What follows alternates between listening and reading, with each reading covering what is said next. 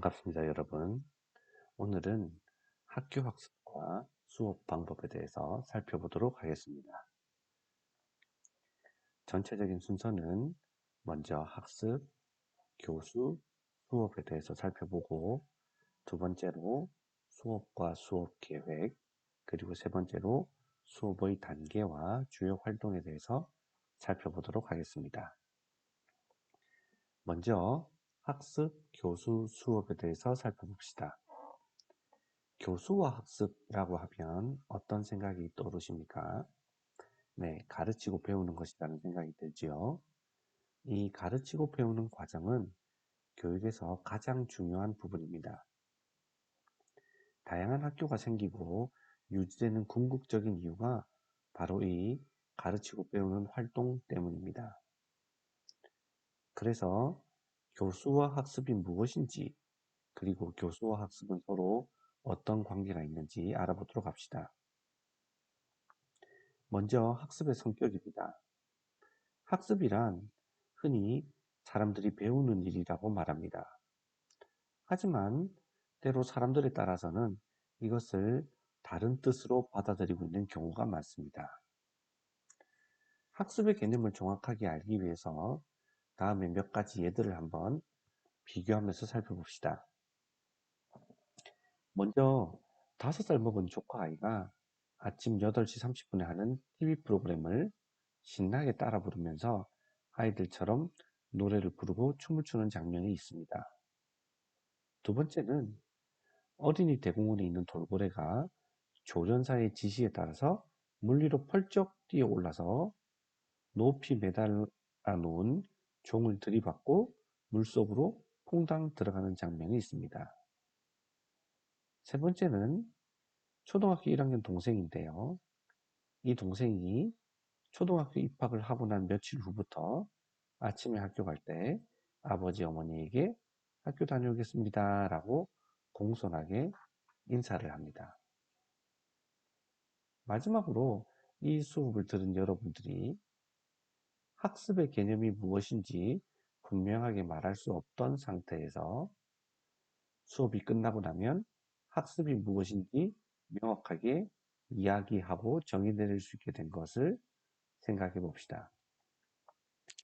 이 네 가지 예시에서 어떤 것이 학습에 해당하고 어떤 것이 학습이 아닌지 한번 생각해 봅시다. 네 가지 모두 학습에 해당한다고 생각하십니까? 그러면 왜 그렇게 생각하시죠? 어떤 사람은 세 번째, 네 번째, 그러니까 초등학교 1학년 동생이 학교 가면서 부모님께 인사했던 것과 여러분들이 이 수업을 마치고 학습에 대해서 이야기할 수 있게 된 그것은 학습이라고 이야기할 수 있고,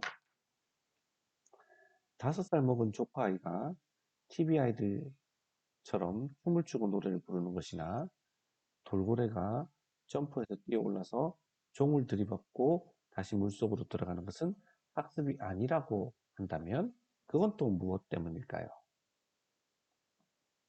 학습에 대해서 학자들은 여러 가지 의미에 따라서 정의를 내리고 있는데요. 넓은 의미에서 학습은 유기체가 그를 둘러싸고 있는 환경과 상호작용해서 행동의 변화가 일어나는 경우라고 할 수 있습니다. 이렇게 따지면 앞에 예시 4개가 모두 학습에 해당합니다. 하지만 좁은 의미에서 학습을 살펴보면 학습자가 정해진 학습 목표를 달성하려는 상황에 참석해서 의도한 학습 목표를 성취하는 활동이라고 할 수 있습니다. 이렇게 되면 앞에 3번, 4번, 즉 초등학교 1학년 동생과 대학생인 여러분들이 수업 목표를 달성하는 것은 학습이라 할 수 있지만 명확한 목표가 없었던 TV 프로그램을 보고 춤을 따라 하는 것이나 돌고래가 점프하는 것은 학습이 아니라고 볼 수 있겠지요. 좁은 의미에서 학습을 정의할 때는 학습의 주체나 학습의 상황, 행동의 변화 등에 있어서 여러 가지 단서들을 달고 있습니다. 첫 번째, 단서는 학습의 주제를 학습자로 한정한다는 것입니다. 이때 학습자란 교육적 기능을 가진 제도적 기관에서 그 교육을 받은 자에 한정시킬 수 있습니다. 각급 학교의 학생들이 바로 여기에 해당한다고 할 수 있죠. 또 학원에 다니면서 수업을 받는 사람들도 학습자에 해당할 수 있습니다. 두 번째 조건은 학습의 상황은 의도적인 것에만 국한시킵니다. 예를 들어서 공교육기관이나 학교는 그들이 설정한 교육 목표를 설정하기 위해서, 성취하기 위해서 나름대로 적절한 수업 프로그램이나 학습의 조건을 의도적으로 계획합니다. 그렇기 때문에 의도적이지 않은 형태로 일어나는 것을 학습이라고 하지 않습니다. 세 번째, 학습을 통한 행동의 변화는 바람직한 행동의 변화를 전제로 합니다. 행동의 변화가 일어났다고 해서 무조건 다 학습이라고 보는 것이 아니고 사회의 규범에 비추어 볼 때 정당해야 학습이라고 할 수 있는 겁니다. 즉, 변화시키려는 행동이 규범적으로 지지를 받을 수 있는 가치 있는 것이어야 한다는 것입니다. 그리고 대개 이런 행동의 변화를 학습 목표나 수업 목표라는 말로 바꾸어 쓰고요. 이는 학습 활동이 시작되기 전에 결정됩니다. 이렇게 학습의 주체를 학습자로 한정하는 것, 학습의 상황을 의도적인 것에 국한시키는 것, 학습을 통한 행동의 변화는 바람직한 행동의 변화를 전제로 한다는 것, 이것에 맞추어서 정의를 하다 보면 결국 학습이라는 것은 학습자들이 정해진 학습 목표를 성취하기 위해서 계획적으로 제공된 학습의 조건과 상호작용하는 과정이라고 할 수 있습니다. 이때 상호작용이란 제공된 학습의 상황에서 듣고, 해보고, 느끼고, 말하는 등의 모든 활동을 포함합니다. 학습에 대해서 여러 학자들이 많은 정의들을 내려놓았는데요. 그것들을 정리하면 결국 학습이란 경험을 통해서 학습자에게 일어나는 비교적 지속적인 행동이나 인지의 변화 과정이라고 정리할 수 있습니다. 이와 같은 학습의 정의에 따르면 타고난 반응 경향에 의한 행동과 성숙으로 말미암아 자연적으로 일어나는 변화나 질병이나 사고 등으로 일어난 일시적인 변화는 학습이 아니라고 볼 수 있습니다. 좀 더 구체적으로 살펴보면요. 신체적이나 체력의 한계 또는 인간의 감각, 약물 등에 의해서 일어난 행동 변화는 그것이 경험의 결과로 일어났다고 해도 학습의 범주에 넣지 않습니다. 예를 들면 어두운 방에 들어간 사람이 처음에는 아무것도 볼 수 없다가 시간이 경과한 후에 점차 사물을 볼 수 있게 되는 경우라든지 약물을 복용한 후 아주 즐거워하는 행동의 변화 또는 100m 달리기를 열심히 하고 나서 다시 또 달렸을 때 속도가 줄어드는 것 이런 것들은 어, 아무리 행동의 변화가 일어났다고 해도 학습의 범주에 넣지 않는다는 것입니다. 그리고 변화된 행동이라고 해도 그것이 인간의 자연스러운 성숙과 관련되는 것이라면 학습의 범주에 넣지 않습니다. 행동의 변화 중에는 그 변화된 행동이 유기체의 정상적인 생리학상 성장과 발달의 과정으로 일어나는 것들도 있습니다. 이러한 행동 변화는 학습의 결과로 일어나는 것이 아니기 때문에 학습된 행동의 범주에서 제외시킨다고 볼 수 있습니다. 그러면 이제 학교 학습의 특성으로 한번 들어가 보겠습니다. 우리가 앞에서 이야기한 대로 학습은 유기체가 그를 둘러싸고 있는 환경과 상호작용해서 행동의 변화를 가져온 것이라고 정의할 수 있습니다.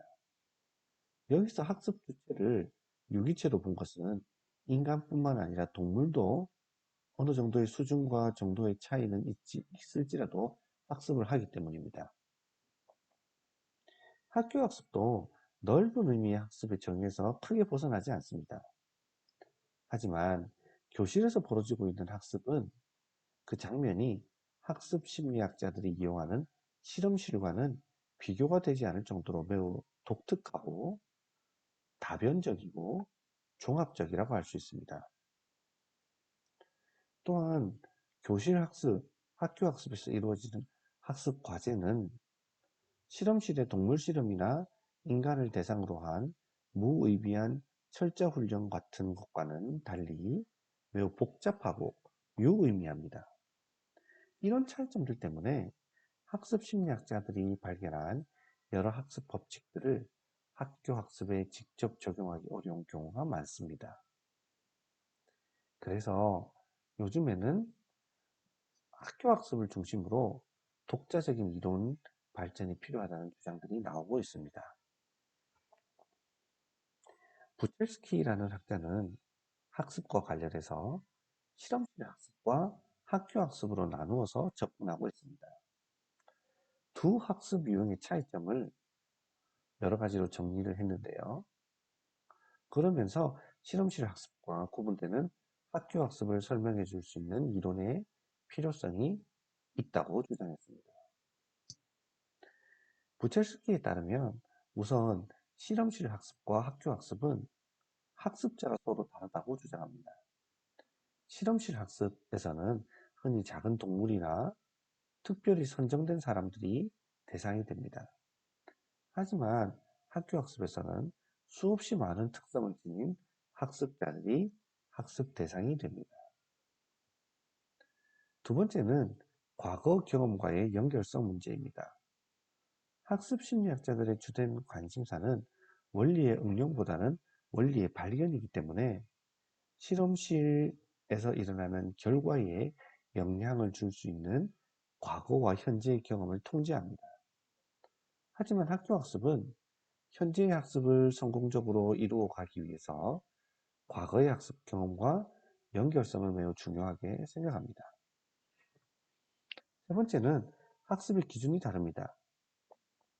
실험실 학습은 동물을 대상으로 한 실험으로서 미로를 몇 번 잘 달린다든지 또는 실험에 참여한 사람들이 무의미한 철자를 몇 번이나 바르게 외우는가 하는 것을 학습으로 봅니다. 하지만 학교 학습은 학습 능력이 아주 떨어지는 집단이거나 유치원 수준의 어린 아동이 아니면 학습 기준이 그렇게 단순하지는 않습니다. 네 번째는 학습 과제의 질이 다릅니다. 실험실 학습에서 주로 사용되는 과제는 미로 달리기, 점프하기, 지렛대 누르기 이런 것처럼 단순한 과제입니다. 하지만 학교 학습은 이와는 달리 비교할 수 없을 정도로 정교하고 복잡하고 다양합니다. 다섯 번째로 학습을 통제하는 기술이 다릅니다. 실험실 학습에서는 학습 시간을 초 단위까지 엄격하게 통제를 해서 학습을 위한 시행 횟수나 학습량까지도 엄격히 통제하지만 학교 학습에서는 이런 통제를 할 수가 없습니다. 여섯 번째로 학습자의 개인차를 보는 관점이 다릅니다. 실험실 학습에서는 사람이나 동물을 모두 동일한 실험 단위로 봅니다. 만약 개인차가 있다면 그것은 통계적으로 조정합니다. 하지만 학교 학습은 학습자의 개인차를 인정하고 존중하며 이에 맞는 교수 학습을 이상적인 것으로 봅니다.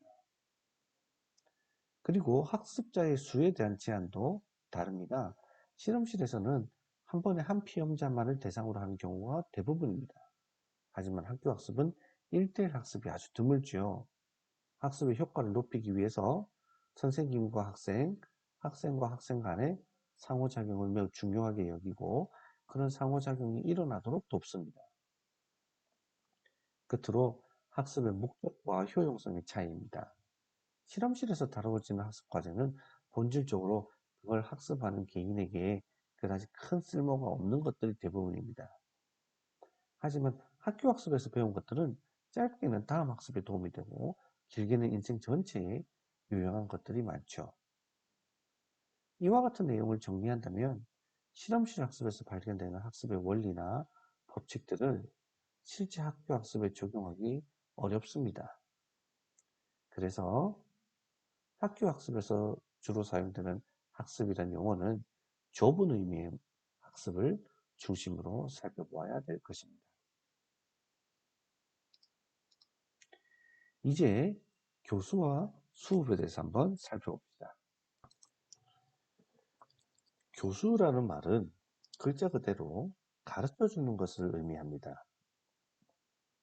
즉, 선생님이 학생들에게 수업 내용이나 지식, 기능 같은 것을 가르치는 것이라고 단순하게 풀이할 수 있겠습니다.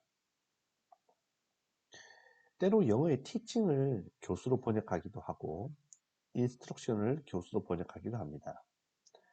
학자에 따라서는 instruction을 수업으로 번역하여 교수와 엄격하게 구분해서 사용하기도 합니다. 교수와 수업의 개념을 구분하는 것에 대해서는 뒤에 조금 더 자세하게 논의하기로 하고요. 여기서는 교수에 대한 여러 학자들의 정의를 좀 살펴보도록 하겠습니다. 코레이, 라이그루스 이런 선생님들에 따르면 교수 활동이라는 것에 대해서 여러 가지로 정의하고 있는 것들을 볼 수 있는데요. 먼저 코레이라는 학자는 교수와 관련해서 어떤 특정한 조건에서 특정한 행동을 습득하거나 배제하거나 또는 특수한 상황에 대해서 반응을 하거나 학습이 일어날 수 있도록 개인의 환경을 계획적으로 관리하는 전체적인 과정이라고 표현하기도 합니다. 그리고 라이브루스 교수님에 의하면 교수를 수업과 달리 수업에 비해서 좀 포괄적인 것으로 봅니다. 구체적으로 설계, 개발, 적용, 관리, 평가 같은 것들을 포함하는 전체적인 것이라고 볼 수 있죠. 이 두 사람의 정의를 보면 교수는 학습이 일어날 수 있도록 하기 위해서 도움을 주는 의도적이고 계획적인 활동이라고 볼 수 있습니다. 그리고 수업에 비해서 포괄적인 개념으로서 교사가 수업을 하기 위한 준비를 하고 계획을 하고 실행을 하고 평가를 하는 모든 활동을 포함하는 것을 말합니다. 그래서 교수라는 개념을 교사가 수업 시간에 가르치는 활동을 포함해서 그것을 준비하고 실행하고 평가하는 모든 활동을 포함하는 것으로 이야기할 수 있습니다. 이렇게 따지면 교수와 수업의 관계가 조금 명확해집니다. 즉, 교수는 수업에 비해서 포괄적이고 구체적으로 설계, 개발, 실행, 관리, 평가를 하는 것을 포함한다면 수업은 선생님이 교실에서 수업 시간에 가르치는 것으로서 교수 활동의 일부분에 해당한다고 볼 수 있습니다. 그리고 수업과 학습의 관계를 보면 학습은 반드시 수업의 결과로만 발생하는 것이 아니고 환경과의 상호작용을 통해서도 일어날 수 있다라고 볼 수 있습니다. 이제 두 번째 장으로 넘어가서 수업과 수업 계획에 대해서 살펴봅시다. 수업을 계획하는 것은 교사로서 그리고 학생에게도 상당히 중요하고 필요한 일이라고 할 수 있습니다. 수업 계획은 좋은 수업을 하기 위한 준비 활동의 한 단계로서 좋은 수업을 위해서는 좋은 수업 계획이 있어야 합니다. 수업 계획의 필요성은 여러 가지가 있는데요. 먼저 수업 계획 없이는 수업을 효과적이고 효율적이고 매력적이고 안정적으로 만들기가 어렵습니다. 두 번째, 교직은 전문직이기 때문에 수업은 교사의 책임이고 교사는 전문인으로서 자신의 활동을 미리 계획해야 할 필요가 있습니다.